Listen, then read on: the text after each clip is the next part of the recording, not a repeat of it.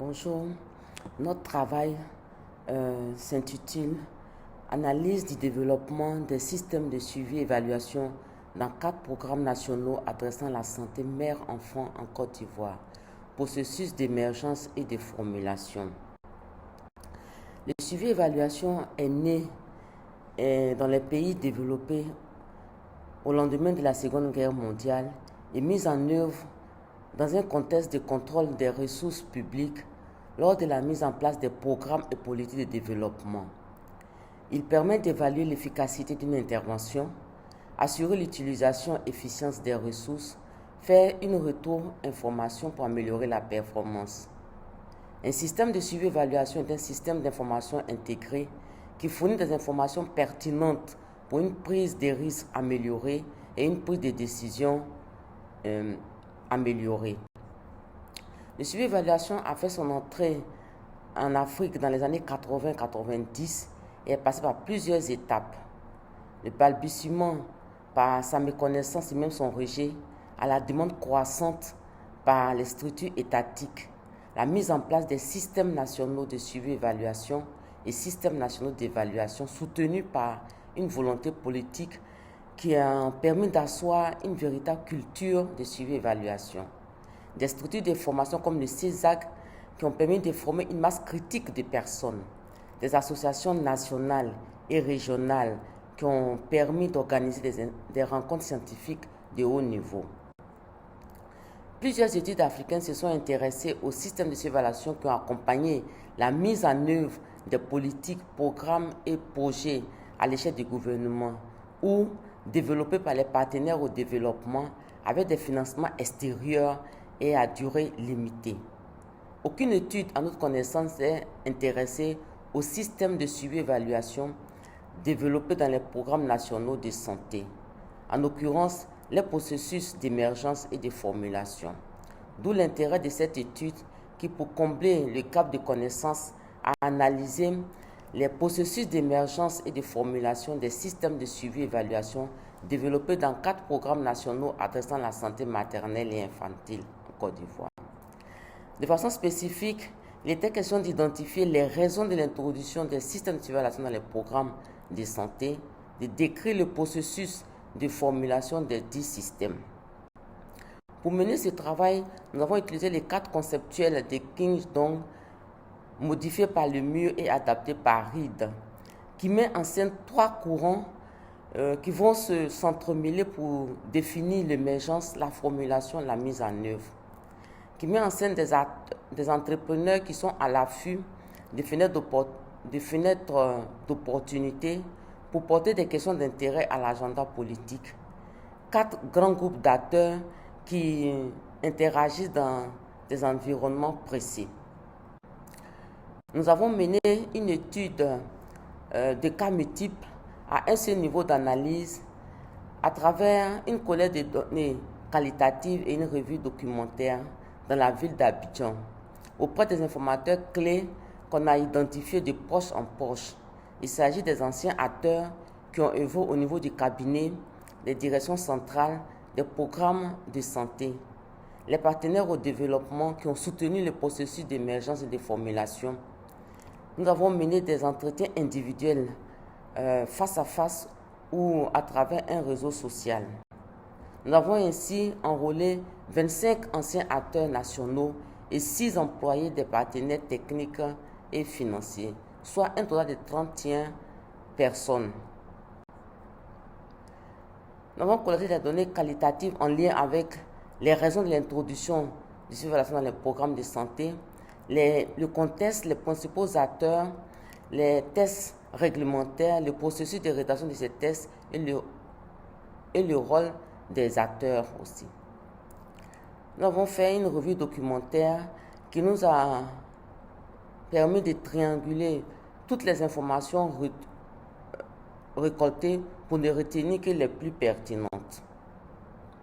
Les données ont été transcrites à l'aide du logiciel Word, analysées selon le cadre conceptuel, notre cadre conceptuel, et nous avons utilisé le logiciel NVivo 12.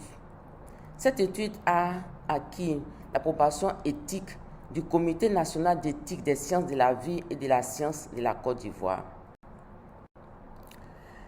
Alors, l'émergence des systèmes de d'évaluation dans les programmes de santé s'est produite dans un contexte socio-économique miné par la corruption. La gestion rigoureuse de la chose publique était un véritable problème public, parce que les notions d'efficience, d'efficacité, de niveau d'atteinte des résultats étaient négligées au profit du suivi de l'efficacité administrative. Les moyens humains et matériels étaient insuffisants et l'expertise en surveillance était vraiment limitée. Cependant, le nouveau ministre nommé en 1989 était soucieux de rendre opérationnelle la santé communautaire selon les recommandations d'Alma Ata, reprises à l'initiative de Bamako. Il met en place une direction centrale de la santé communautaire, 10 programmes nationaux de santé qui adressaient les problèmes majeurs de santé publique de l'époque, et le premier PNDS a été élaboré.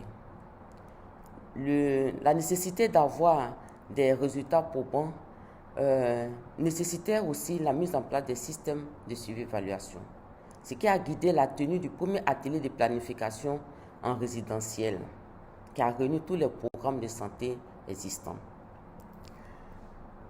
Les partenaires au développement étaient aussi soucieux d'avoir des résultats probants de leurs interventions, de leurs investissements au sein des populations cibles, de rendre compte des fonds reçus à leurs donateurs.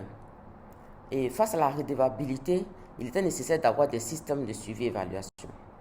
Les acteurs nationaux eux-mêmes ont reconnu le rôle principal attribué aux partenaires au développement, parce qu'à cette époque, le suivi et évaluation était un concept nouveau qui leur posait des problèmes de compréhension. L'expertise nationale était très limitée en suivi et évaluation. Et donc les acteurs nationaux, ils ont agi sur les conseils et encouragements, voire recommandations des partenaires au développement, qui d'ailleurs ont apporté un appui technique et financier à la tenue de l'atelier de planification. Deux actes majeurs ont encadré la formulation. Il s'agit de l'atelier de planification de 1995 qui a fait de suivi-évaluation une composante essentielle de la planification dans les programmes de santé et sa formalisation à travers la prise d'un arrêté global de création. Cet arrêté global de création a servi de base à la rédaction de tous les arrêtés des programmes de santé. Et la rédaction de l'arrêté de global a été faite à travers une approche descendante, excluant tout consensus des parties prenantes et ignorant même les prévisions de la DSC qui était l'initiatrice de la question.